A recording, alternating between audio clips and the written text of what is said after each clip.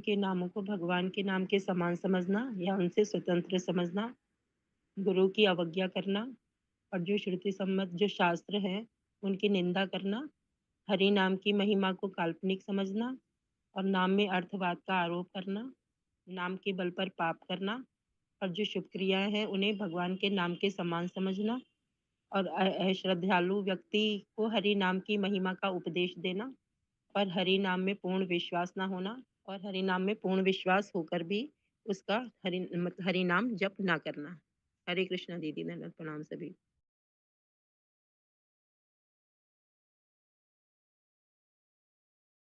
रूपल माता जी उपदेश सामने।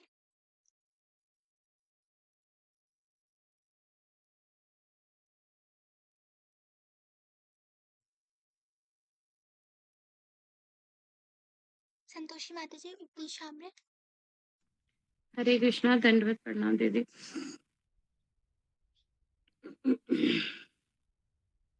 दरवाजा बंद कर लो, सुनो, दरवाजा बंद कर लो।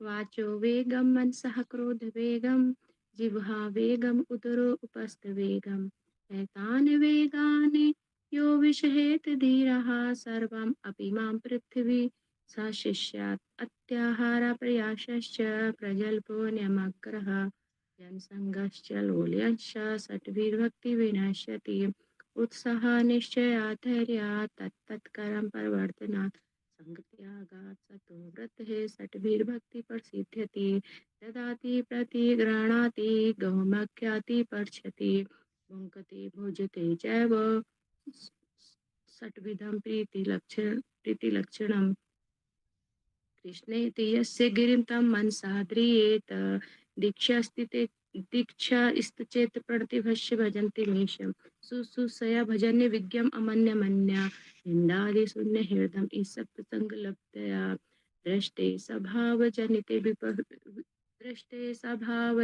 विपश्यच्च दोषे न प्रकृति तत्तम महि भगत जनस्य पश्येत गंगां भसाम न खलु बुद्ध फंके ब्रह्मद्रव्य आत्मा गच्छति निरधर्मा शात कृष्ण नाम चरितादि सिताप्य विद्या पित्तोपि तप्त रसनश्च नारोचिका नो किंतु आदराद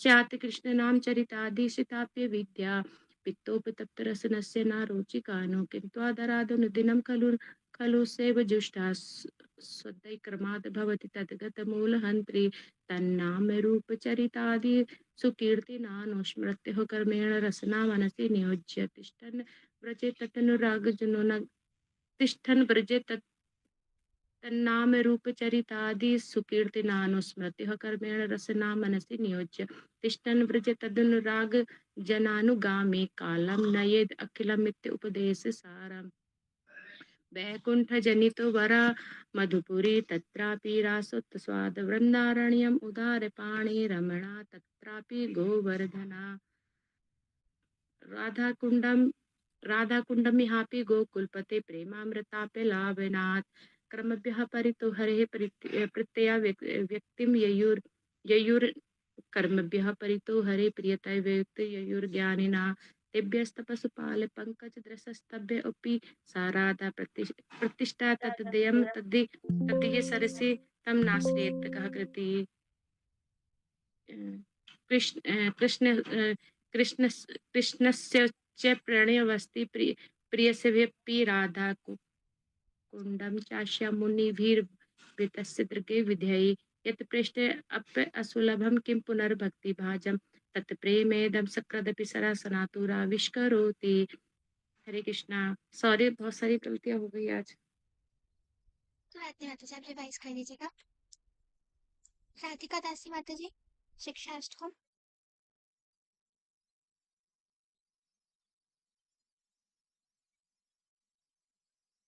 मैं कर लूं दीदी? जी प्रभु जी। ठीक है मैं कर लूंगा। चेतो दर्पण मार्जनम भवमहादावाग्निर्वापनम् श्रेय कैरव चंद्रिका वितरणम विद्यावधूजीवनम्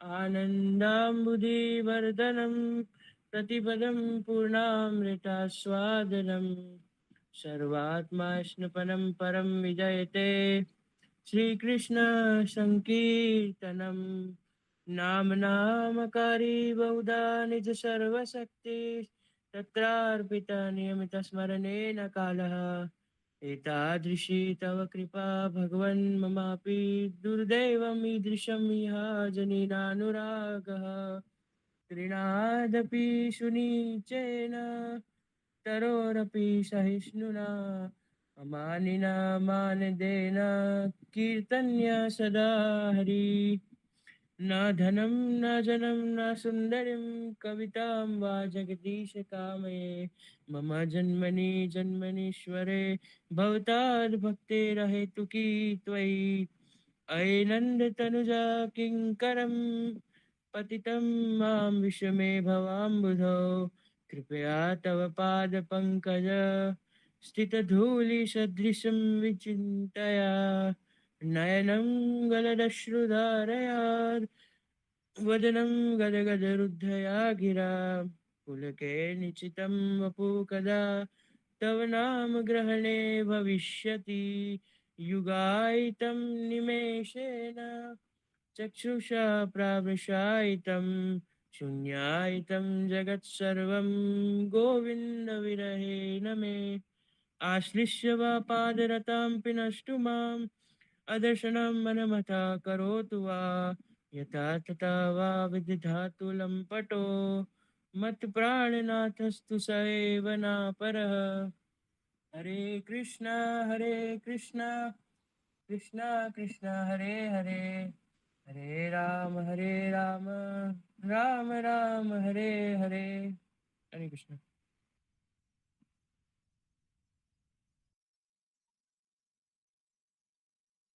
सभी का बहुत बहुत धन्यवाद। मणिमंजरी माता जी, आप प्रारंभ कर सकते हैं। हरे कृष्णा। सभी को दंडवत प्रणाम। वंदे हम श्री गुरु श्रीयुतपदकमलं श्रीगुरून् वैष्णवांश्च च श्रीरूपं साग्र जातं सहगण रघुनाथान्वितं तं सजीवं साद्वैतं सावधूतं परिजनसहितं कृष्ण चैतन्य देवं श्री राधा कृष्ण पादान सहगण ललिता श्री विशाखान्वितांश्च च गुरुवे गौरचंद्राय राधिकाय सदालये कृष्णाय कृष्ण भक्ताय तद्भक्ताय नमो नमः। नमो विष्णुपादाय कृष्ण प्रेष्ठाय भूतले श्री श्रीमद्भक्ति वेदांत श्री श्रीधर गोस्वामी नामिने। नमो गुरुदेवाय धीमते सौम्य मूर्तये श्रीमते भक्ति सिरूप सिद्धांति प्रभवे श्री महात्मने। नमो विष्णुपादाय श्री राधिकाय प्रियात्मने श्री श्रीमद्भक्ति वेदांत श्री नयन गोस्वामी नामिने। श्री कृष्ण लीला कथने सुदक्षम औदार्य माधुर्य गुणश्री युक्तम वरम वरेण्यम पुरुषम महांतम नारायण तम शीर्षा नमामि। वाञ्छा कल्पतरुभ्यश्च कृपा सिन्धुभ्येव च पतितानां पावनेभ्यो वैष्णव्यो नमो नमः। पंचतत्वात्मकृष्णं भक्तरूपं स्वरूपकं भक्तावतारं भक्ताख्यं नमामि भक्तशक्तिकं। श्री कृष्ण चैतन्य प्रभु नित्यानंद श्री अद्वैत गदाधर श्रीवासादि गौर भक्त वृंदा। हरे कृष्णा कृष्णा कृष्णा हरे हरे हरे राम राम राम हरे हरे। सर्वप्रथम अस्मदे गुरुपाद पद्म जौम विष्णुपाद अष्टोत्तर श्री श्रीमद् भक्ति वेदांत श्री श्रीधर गोस्वामी महाराज जी के श्री अभय चरण सरोज में अनंत कोटि दंडवत प्रणाम ज्ञापित करती हूँ। तदुपरांत मेरे परम गुरुदेव जयनितिला प्रविष्टो ओम विष्णुपाद अष्टोत्तर श्री श्रीमद् भक्ति श्री रूप सिद्धांति गोस्वामी महाराज जी एवं जयनितिला प्रविष्टो ओम विष्णुपाद अष्टोत्तर श्री श्रीमद् भक्ति वेदांत श्री नारायण गोस्वामी महाराज जी के श्री अभय चरण सरोज में श्रद्धा पुष्पांजलि अर्पण करते हुए उनसे अहेतु की कृपा की वांछा करती हूँ। उपस्थित वैष्णव जन भक्तवृंद माता पिता भाई बहन सभी को मेरा दंडवत प्रणाम स्वीकारो। सभी को हरे कृष्णा दंडवत प्रणाम। श्री गुरुदेव की अहेतु की कृपा से हम श्री उपदेशामृत, शिक्षाष्टकम एंड अन्य अन्य जो हमारी नित्य सेवा पद्धति है उसके विषय में हम श्रवण कर रहे हैं। इसी श्रृंखला में हमने श्रवण किया है जय ध्वनि। हम जय ध्वनि क्यों देते हैं, जय ध्वनि क्यों बोलते हैं, इसका कारण क्या है, ये जो शब्द है इन शब्द का तात्पर्य क्या है। तो इसलिए कहा जाता है कि जिस प्रकार जय कब दी जाती है, जब कहीं युद्ध चल रहा है, दो शब्द हो जाते हैं, एक होता है जय, एक होती है पराजय। तो जहां पर युद्ध होता है उसी समय कहा जाता है कि भैया इसकी जय होगी और इसकी पराजय होगी। तो वहां पर एक पक्ष की जय करते हैं। तो जब जहां पर युद्ध है वहां पर हम एक पक्ष की जय करते हैं। जिस प्रकार जब कौरवों में और पांडवों के बीच युद्ध हुआ तो कौरवों की क्या होगी, कौरवों की पराजय हो गई और पांडवों की जय हो गई। तो बात क्या है, बात यही है कि जिस समय युद्ध होता है उसी समय ये जय और पराजय का निर्णय होता है। इसलिए यहाँ पर शब्द हुआ है जय ध्वनि। अभी विचार करने का विषय है ये जो जय ध्वनि है तो क्या यहाँ पर भी युद्ध हो रहा है, तो भैया यहाँ पर युद्ध किसके साथ चल रहा है। तो सबसे पहली बात है हमारे अंदर ही जो 6 शत्रु बैठे हैं, काम, क्रोध, लोभ, मोह, मद, मात्सर्यता, इन 6 शत्रु से हमारा युद्ध चलता है। और तो और माया के साथ हमारा युद्ध चल रहा है। क्यों, हमारा ये जो दुष्ट मन है, ये जो दुष्ट मन क्या है, इस दुष्ट मन ने भगवान को भुला दिया। और भगवान को भुलाने के कारण क्या हुआ, पिशाची पाइला जैन मति छन है, माया ने क्या किया, हमारी बुद्धि को हर लिया और हमें एक 2 आवरण प्रदान कर दिए, मैं और मेरा, एक आवरणात्मिका, एक विक्षेप आत्मिका। ये 2 आवरण हमें प्रदान कर दिए और जो हमारा वास्तव स्वरूप है क्या, जीवेन स्वरूप है कृष्ण नित्यदास, उसको भुला दिया। हम भगवान से क्या हो गए, बहिर्मुख हो गए।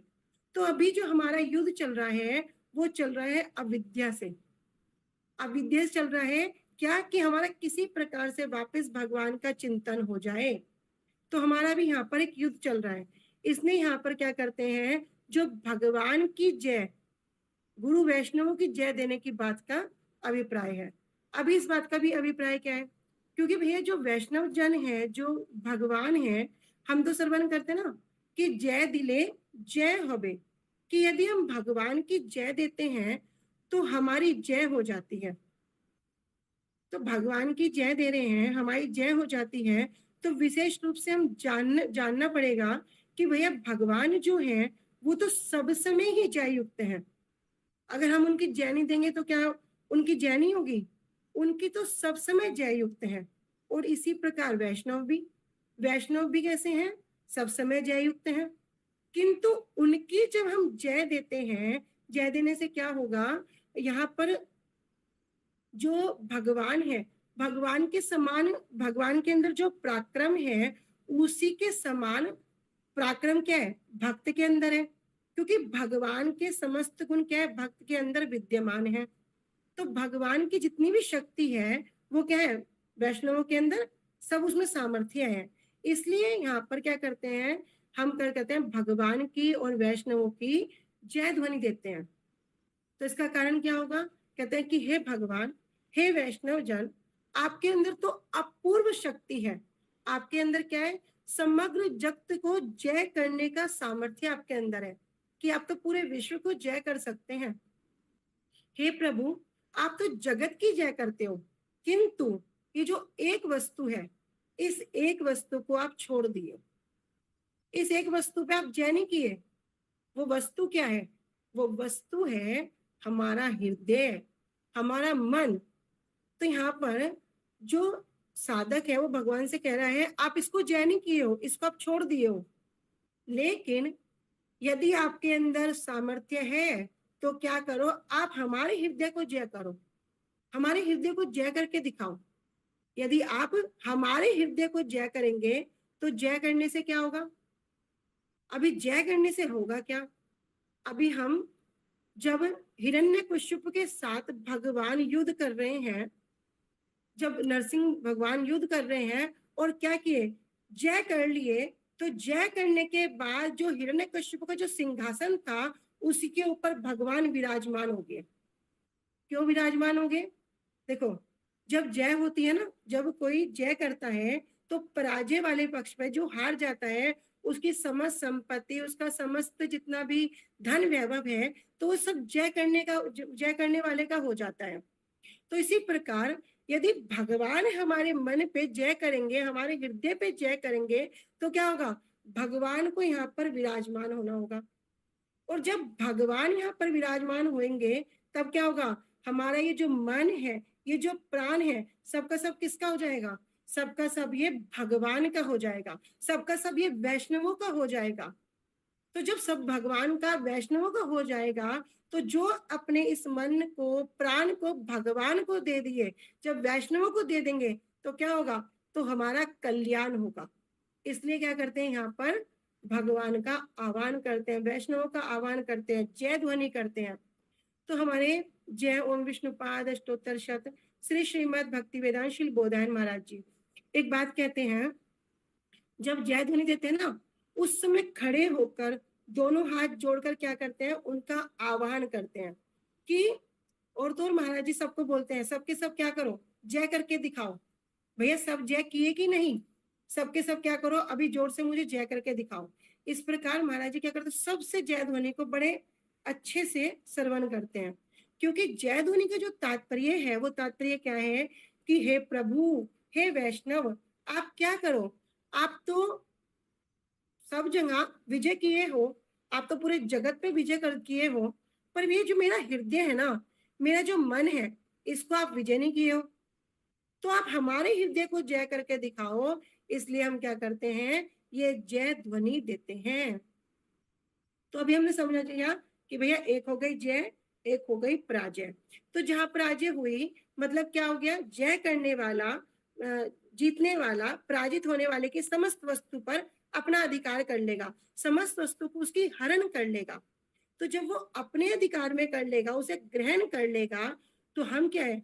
हम भगवान को इस प्रकार कहते हैं कि प्रभु, हे भगवान, आप क्या है? आप तो दिग्विजयी हैं, विश्व विजयी हैं, आपने तो समस्त जगत पे जय कर लिया है, किंतु एक स्थान रह गया।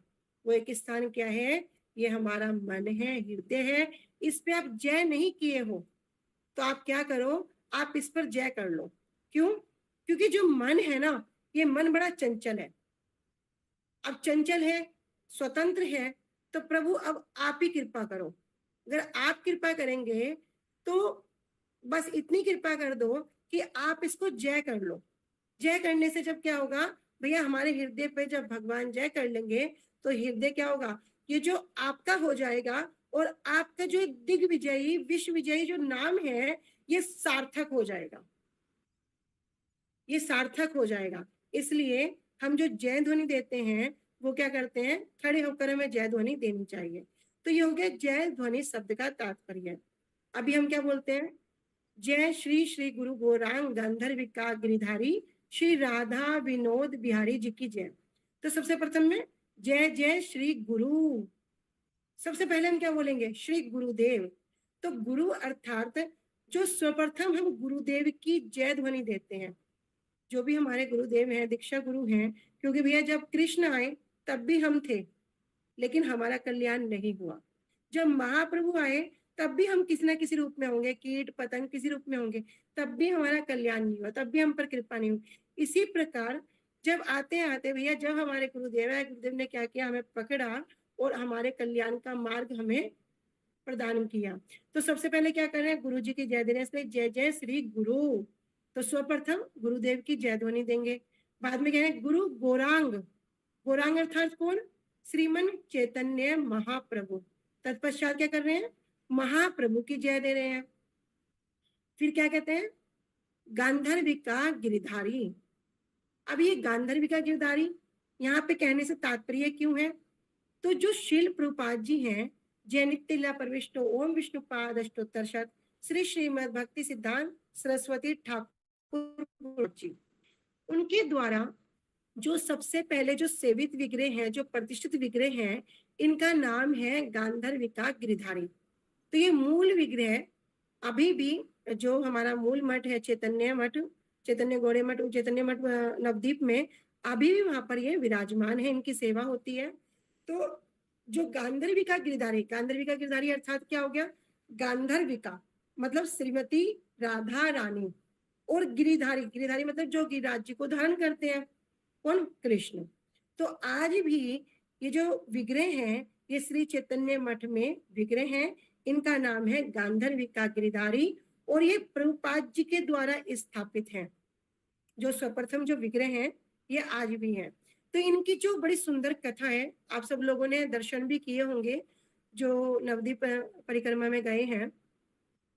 अब इन विग्रह की भी एक विशेष कथा है।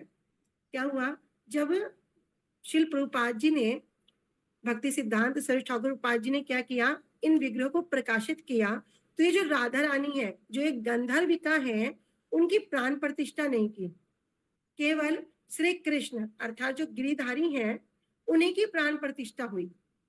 तो फिर कारण क्या है, कारण था क्योंकि जो राधा रानी है, जो गांधर्विका है, ये साक्षात प्रभुपाद जी के संग बात करती है, बात करती थी पूरा का पूरा उनसे। तो ये जो राधा रानी के जो विग्रह हैं स्वयं प्रभुपाद जी के संग बात करते थे। तब प्रभुपाद जी तो विचार किए कि भैया जो ये राधा रानी है ये तो साक्षात रूप में बात करती हैं, तो जो बात कर रहा है क्योंकि उनके अंदर पहले से ही प्राण प्रतिष्ठित है, इसलिए क्या होगा, इसलिए वहां पर जो राधा रानी के जो विग्रह हैं उनकी प्राण प्रतिष्ठा नहीं हुई। अभी किनकी हुई, तो साक्षात रूप में जब ये बात करते हैं इनकी नहीं हुई, तो जो कृष्ण है, जो गिरधारी हैं, उन्हीं की प्राण प्रतिष्ठा हुई। इसलिए यहाँ पर कह रहे हैं गुरु गांधर्विका गिरिधारी। इसके बाद क्या कहते हैं, राधा विनोद बिहारी। अभी यहाँ पर जो विनोद बिहारी कहने का तात्पर्य है, हमारे जो परम गुरुदेव भक्ति प्रज्ञानशील केशव गोस्वामी महाराज जी, ये प्रथम जो देवानंद गौड़ीय मठ में जो स्थापित विग्रह है ना, उनका नाम है विनोद बिहारी। जो उनके सर्वप्रथम देवानंद गौड़ीय मठ नवदीप में जो सेवित विग्रह हैं, प्रथम जो उनके विग्रह है उनका नाम है विनोद बिहारी। अब ये विनोद बिहारी कौन है, ये साक्षात विनोद मंजरी है। कृष्ण लीला में साक्षात कौन है, विनोद मंजरी है। जो उनके हृदय से जो प्रकटित जो विग्रह हैं वही विग्रह हैं विनोद बिहारी जी। इसलिए इसके बाद क्या आ गया, श्री राधा विनोद बिहारी जी। अभी क्या हो गया, जय जय श्री गुरु गौरांग गांधर्विका गिरिधारी श्री राधा विनोद बिहारी जी की जय। अभी हम क्या करते हैं, आगे हम जय ध्वनि देते हैं, और जय ध्वनि देते समय एक विशेष बात हम देखते हैं, वहां एक शब्द आता है नित्य लीला। जब नित्य लीला वहां पर उच्चारण करते हैं तो कब करते हैं, तो जो गुरु वर्ग अभी अप्रकट हो गए तो उनके सामने ये शब्द लगता है नित्य लीला परविष्ट, अर्थात कि अभी जो अप्रकट हो गए उनके लिए इस शब्द का प्रयोग करते हैं, तो इस शब्द का वहां पर व्यवहार किया जाता है। तो नित्य लीला परविष्ट मतलब क्या, अर्थात जो भगवान की जो गोलोक वृंदावन है उस लीला में नित्य लीला जो चलती रहती है उसी में वे प्रवेश कर गए। तो जो भी महाराज, जो भी गुरु वर्ग जो अभी हमारे चक्षु से अप्रकट हो गए, यद्यपि वो हर प्रकार से हमें देखते हैं और हर प्रकार से हमारे आसपास उपस्थित रहते हैं, किंतु अभी हमारे इन जड़ नेत्रों से क्या हो गया, अप्रकट हो गए, और भगवान की जो गोलोक में जो नित्य लीला चलती है उसमें क्या करते हैं, वे अभी उसमें प्रवेश कर गए। तो उन महाराज जी, उन गुरुवर्गों के सामने क्या लगता है, नित्य लीला परविष्टो। ठीक है, लेकिन जो भी प्रकट हैं उनके लिए कभी भी ये शब्द व्यवहार नहीं किया जाता। फिर दूसरा शब्द हम क्या करते हैं, ओम विष्णु पाद। ओम विष्णु पाद शब्द का तात्पर्य क्या है, इसके दो बड़े सुंदर तात्पर्य हैं। पहले कह रहे हैं पाद, पाद अर्थात चरण, अर्थात जो विष्णु के चरण कमल के समान हैं, इसलिए बोल रहे हैं ओम विष्णु पाद। विष्णु पाद अर्थात जो विष्णु के चरण कमल के जो समान हैं। पहला तो हो गया ये, लेकिन जो दूसरा तात्पर्य है वो बड़ा सुंदर है। कह रहे हैं कि जो विष्णु के चरण कमल को हमें देने वाले हैं, हमें प्राप्त कराने वाले हैं, इसलिए कहते हैं उनको ओम विष्णुपाद। आगे कहते हैं अष्टोत्तर शत श्री।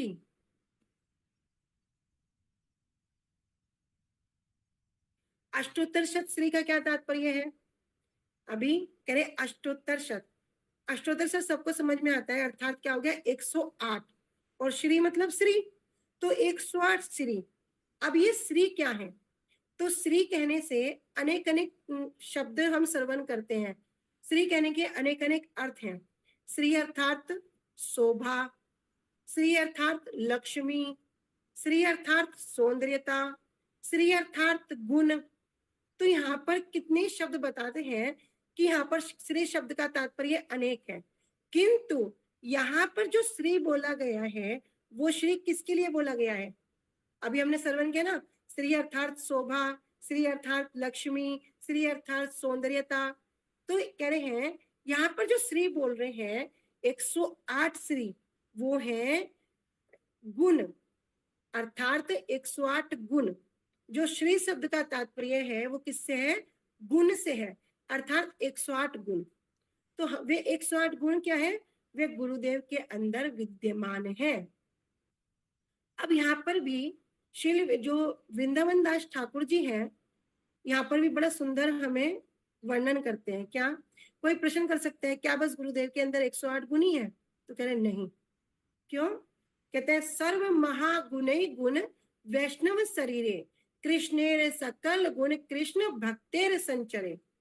मतलब क्या है कि जितने भी कृष्ण के अंदर गुण हैं, यदि कोई भजन करता है, कृष्ण सकल गुण कृष्ण भक्त संचरे, वे जब भगवान अपने गुणों को क्या करते हैं? अपने भक्त के अंदर संचारित कर देते हैं। तो मतलब क्या हो गया भैया, कृष्ण में तो अनंत अनंत गुण है। इसी प्रकार भगवान में भी क्या है? भगवान जो इसी प्रकार जो भगवान के भक्त हैं उनके अंदर भी अनंत गुण विद्यमान है। तो यहाँ पर जो हम कह रहे हैं 108 गुण, 108 गुण क्यों कह रहे हैं? तो भैया 108 गुण बोलने का जो तात्पर्य है वो यह है कि वैष्णव के अंदर तो अनंत गुण है। भैया जो कृष्ण के अंदर जो गुण है वही गुण वैष्णव के अंदर विद्यमान है, तो उनके भक्तों में वही गुण है। तो क्या करते हैं? उनमें से कृष्ण के जो 108 गुण को वे स्वीकार करके इस जगत में स्थापन करते हैं। मतलब क्या कि कृष्ण के अंदर जो अनंत गुण हैं, गुरुदेव क्या करेंगे? उसमें से 108 गुण को चयन करते हैं और इस जगत में उन गुणों को स्थापन करते हैं। इसका मतलब ये नहीं कि और गुण उनके अंदर नहीं है, सब गुण उनके अंदर है, लेकिन 108 ये जो गुण है उनके अंदर प्रबल मात्रा में विद्यमान रहते हैं। और ये गुण गुरुदेव क्या करते हैं? अपनी इच्छा से उन 108 गुण को स्वीकार करते हैं, स्वीकार करके यहाँ पर स्थापित करते हैं। लेकिन अभी विचार करने का विषय है कि 108 गुण ही जब धारण करते हैं तो क्या और गुण नहीं होंगे? अभी श्रीमद महाप्रभु जिस प्रकार एक एक सिद्धांत को या एक एक तत्व को या एक एक शिक्षा को एक एक आचार्य के द्वारा स्थापित करते हैं, जैसे हरिदास ठाकुर के द्वारा नाम तत्व को स्थापित कर दिया, रघुनाथ दास गोस्वामी जी के द्वारा वैराग्य तत्व को स्थापित किया, श्री रूप गोस्वामी जी के द्वारा श्रृंगार तत्व को, रस माधुर्य को स्थापित किया, जो स्वरूप दामोदर जी हैं उनके द्वारा निरपेक्ष तत्व को स्थापित किया। इस प्रकार क्या करते हैं? एक एक गुण को विशेष रूप में स्थापित करते हैं। तो कोई विचार करे क्या श्री रूप गोस्वामी जी के अंदर वैराग्य नहीं है? तो उनके अंदर वैराग्य है, ऐसा नहीं है कि नहीं है, लेकिन एक चीज को मुख्य रूप से क्या किया? स्थापित किया। इसी में हम हमारे जो जयनित्यला प्रविष्टो ओम विष्णुपाद अष्टोत्तर शत श्री श्रीमद भक्ति प्रज्ञानशील भक्ति विज्ञान भारती गोस्वामी महाराज जी, वे बड़ा सुंदर वर्णन करते हैं। कहते हैं कि जिस प्रकार अभी भंडारा चल रहा है, कोई बड़ा उत्सव है, जैसे अभी हम सब झूलन उत्सव पे भी जाएंगे तो उसमें क्या हो रहा है? भंडारा चल रहा है। तो जो वहाँ पे जो उस सेवा में जो मुख्य होते हैं वो जितने भी परिवेशन करने वाले हैं उनको एक एक सेवा दे देते हैं।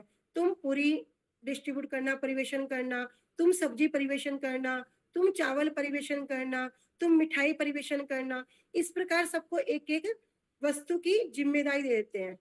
तो यह क्या उनके अंदर वो गुण नहीं है कि वो जो सब्जी दे रहा है या पूरी दे रहा है वो सब्जी नहीं दे सकता या वो मिठाई नहीं दे सकता, वो दे सकता है। लेकिन अभी क्या किया, प्रमुख रूप से उस सेवा के लिए उनको नियुक्त कर दिया। इसी प्रकार गुरुदेव के अंदर जो 108 गुण हैं उसको गुरुदेव स्वयं स्वीकार करके इस जगत में स्थापन करते हैं, इसलिए उनको ही बोला गया है अष्टोत्तर सत श्री। तो श्री कहने का तात्पर्य क्या है? श्री अर्थात शोभा नहीं, लक्ष्मी नहीं, सौंदर्य नहीं, श्री अर्थात गुण। अब ये गुण कहाँ से आते हैं? ये गुण सब कृष्ण से आते हैं, किंतु किस गुण को गुरुदेव स्थापित करेंगे ये गुरुदेव के ऊपर पूरा निर्भर है। तो यहाँ पर ये बात नहीं है कि गुरुदेव के अंदर बस में 108 गुण है, उनसे अलग कोई गुण नहीं है। उनके पास समस्त गुण है। जो गुण कृष्ण के अंदर विद्यमान है वो उनके भक्तों के अंदर विद्यमान है। किंतु यहाँ पे अष्टोत्तर शतश्री अर्थात 108 गुण को मुख्य रूप से गुरुत्व प्रदान किए हैं और उसी को इस जगत में स्थापित करते हैं। अभी हो गया अष्टोत्तर शत श्री। अब यह श्रीमद, इस शब्द का तात्पर्य बहुत सुंदर है। श्रीमद कह रहे जिस प्रकार हम लोग श्रवण करते हैं ना श्रीमद भागवतम में, कुछ कुछ लोग बोलते हैं भैया भागवतम में क्या है, भागवतम में तो राधा रानी का नाम ही नहीं है। तो वहां पर जो गौड़ीय वैष्णव हैं, गौड़ीय वैष्णव जन क्या कहते हैं, तुम जानते ही नहीं हो। क्योंकि जो श्रीमद है, श्रीमद शब्द का जो तात्पर्य वो किस प्रकार है, जैसे कहीं पर रमा शब्द का अर्थ क्या होता है, लक्ष्मी। अभी जो रमा शब्द का अर्थ है वो क्या हो गया, लक्ष्मी है। पर राम विहार करते हैं जहां पर, तो उनके संग में जब रमा शब्द का प्रयोग होएगा तो वहां पे राम संग में क्या होगा, भैया राम संग के तो कभी लक्ष्मी विहार नहीं करती। भैया रामचंद्र क्या है, वे तो मर्यादा पुरुषोत्तम है, तो सीता जी को छोड़ के और किसी को वे देखते भी नहीं है। तो यहाँ पर रमा क्या कर रही है, इसलिए यहाँ पर जो रमा शब्द है वो रमा शब्द किसके लिए प्रयोग हुआ है, वो सीता जी के लिए प्रयोग हुआ है। इसी प्रकार जहां पर कृष्ण विहार करते हैं उनके संग में क्या होता है, उनके संग में जब राम शब्द का प्रयोग होता है, जब रमा शब्द का प्रयोग होता है तो वहां पर रमा शब्द का तात्पर्य लक्ष्मी नहीं होगा, फिर क्या होगा, कृष्ण के साथ वो रमा शब्द का जो अर्थ होगा वो होगा राधा रानी। तो वहां पर जो भागवत ग्रंथ है, भागवत ग्रंथ में लिखा है भैया कृष्ण विषय, किंतु कृष्ण के संग में यदि राधा रानी नहीं है तो क्या भागवत हो सकती है, वह कभी भी नहीं हो सकती। इसलिए यहाँ पर क्या कह रहे हैं, श्रीमद। तो श्री का एक अर्थ होता है लक्ष्मी, तो यहाँ पर वो लक्ष्मी नहीं है, यहाँ पर श्री शब्द का तात्पर्य है श्रीमती राधा रानी। तो श्रीमद अर्थात क्या, श्री भावे, जो सदा सर्वदा मद मद हस्ती चलता है। क्या हो रहा है, जो श्री भाव मतलब उस भाव में जो मदमत रहता है। जिस प्रकार कोई मदमद हाथी चलता है ना, जब वो चलता है ना वो जानता नहीं है मैं कहाँ जा रहा हूँ, मैं कैसे चल रहा हूँ, वो कुछ नहीं जानता, बस चलता रहता है। तो ऐसे मदमद हाथी, तो उसी भाव में क्या है, उसी मदमत भाव में पूरे के पूरे विभोर हैं। जब राधा रानी के भाव में जो विभोर हैं वे ही है श्रीमद। तो राधा रानी के भाव, राधा रानी की महिमा को जो सदा सर्वदा उसमें जो मद मत रहते हैं यहाँ पर हैं वही श्रीमद। अभी क्या आता है इसके बाद, भक्ति वेदांत। अभी भक्ति वेदांत, भक्ति अर्थ तो सबको समझ में आता है। भैया भक्ति क्या है, भक्ति शब्द भज धातु से बना है जिसका अर्थ है सेवा करना। जो भक्ति जो है उसे कहते हैं भज धातु से बना है जिसका अर्थ है सेवा करना। फिर सेवा कहने का तात्पर्य क्या है, सेव्य वस्तु के सुख संपादन को ही सेवा कहते हैं, जिसमें स्वयं की प्रतिष्ठा, मान, अपनी इंद्रियों की पूर्ति, उसमें कुछ भी ना हो, सबका सब क्या हो, गुरु वैष्णव की प्रीति के लिए हो, हरि गुरु वैष्णव। तो वो क्या है, वही है सेवा। अभी क्या करें, वेदांत। वेदांत कहने से तात्पर्य क्या है? तो जो वेदांत है, वेदांत सबके वैसे तो अनेक तात्पर्य हैं, किंतु अभी सिंपल से हम समझेंगे वेदांत, भैया वेद प्लस अंत। तो विशेष रूप में 4 वेद हैं, ऋग्वेद, सामवेद, अथर्ववेद और यजुर्वेद। कह रहे इन 4 वेदों का जो अंत है, अंत मतलब जो सार है, वो सार क्या है? श्रीमद् भागवतम। इसलिए कहते ना सब वेदांत सारम ही श्रीमद् भागवतम इष्यते। सभी वेदों का जो सार है वो क्या है? श्रीमद् भागवतम है। और भागवतम की भी जो सार वस्तु है वो है गोपी भाव। तो वही गोपी भाव की जो उपासना करते हैं उन्हीं को कहते हैं वेदांत। जो क्या करते हैं? जो उस गोपी भाव की जो उपासना करते हैं उन्हीं को वेदांत कहा जाता है। इसलिए क्या हो गए? भक्ति वेदांत। अब इसके बाद क्या है? जो भी गुरुवरों की हम जय दे रहे हैं वहां पर उनके नाम को हम उच्चारण करते हैं। तो भैया विशेष रूप से कहते हैं कभी भी गुरुदेव के नाम को खाली नहीं बोलना चाहिए, खाली बोलने से अपराध होता है। जैसे किसी ने पूछा कि आपके गुरुदेव कौन है, सीधा सीधा बोल दिया कि हमारे गुरुदेव तो ये हैं। नहीं, पहली बात तो शास्त्रों में कहीं ये विचार ही नहीं है कि गुरुदेव का नाम मुख से लिया जाए, और यदि बोल भी रहे हैं तो बड़ा सुंदर अलंकार युक्त करके, बड़ा सुंदर मर्यादा पूर्वक, विनम्रता पूर्वक गुरुदेव के नाम को बोलना चाहिए। किस प्रकार? देखो, जिस प्रकार को एक व्यक्ति बहुत सुंदर है, बहुत सुंदर है, लेकिन अभी उसने बड़े सुंदर सुंदर अलंकार भी धारण कर लिए, अभी वस्त्र ना पहना हो, तो वो कितना भी सुंदर हो और कितने भी सुंदर सुंदर उसने आभूषण धारण किए हो, तो क्या उसकी सुंदरता शोभा देगी? एक व्यक्ति बहुत सुंदर है, उसने बड़े सुंदर सुंदर अलंकार भी धारण कर लिए, लेकिन अभी वस्त्र नहीं पहने और अपने आप को बड़ा सुंदर मान रहा है, तो क्या उसकी सुंदरता कभी शोभा देगी? कभी भी नहीं देगी। इसी प्रकार से जब हम गुरुदेव के प्रति हम सबकी अनेक अनेक भावनाएं हैं, तो अगर किसी नाम पूछो तो ऐसे नाम नहीं बोलना चाहिए कि हम तो इन गुरुदेव के शिष्य हैं, या हमारे ये गुरुजी हैं, या वे महाराज, इस तरह से कभी नहीं बोलना चाहिए। तो क्या करना होगा? ऐसा बोलने से अपराध होगा। इसलिए शास्त्रों में गुरुदेव के नाम को मुख से लेने का कोई आदेश नहीं है, लेकिन यदि नाम लेते हैं तो कैसे लो? अत्यंत निम्रता पूर्वक, अत्यंत अलंकार युक्त करके उनके नाम को हमें बोलना चाहिए। इसलिए ये शब्दों का प्रयोग करते हैं। जैसे जय ओम विष्णुपाद अष्टोत्तर शत श्री श्रीमद् भक्ति वेदांत श्री श्रीधर गोस्वामी महाराज की जय। जय नित्य लीला परविष्टो ओम विष्णुपाद अष्टोत्तर शत श्री श्रीमद् भक्ति वेदांत श्री नारायण गोस्वामी महाराज की जय। जय नित्य लीला परविष्टो ओम विष्णुपाद अष्टोत्तर शत श्री श्रीमद् भक्ति वेदांत श्री वामन गोसाई महाराज की जय। जय नित्य लीला परविष्टो ओम विष्णुपाद अष्टोत्तर शत श्री श्रीमद् भक्ति वेदांत श्री त्रिविक्रम गोसाई महाराज की जय। इस प्रकार जब हम जय ध्वनि देते हैं या किसी भी स्थान पर खड़े होकर अपने गुरुदेव के नाम को उच्चारण करते हैं, तभी क्या होगा भैया? उसकी सार्थकता होगी।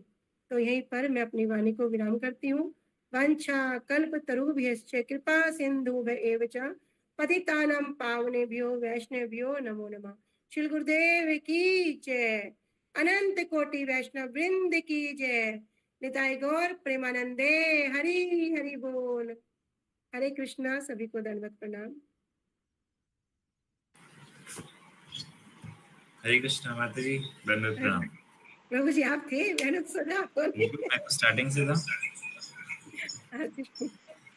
कुछ त्रुटि हो तो क्षमा प्रार्थना सबसे। नहीं नहीं, आनंद आया मुझे भी। बहुत सारी चीजें आपने बताई, ऐसे नहीं गलती कैसे होगी। और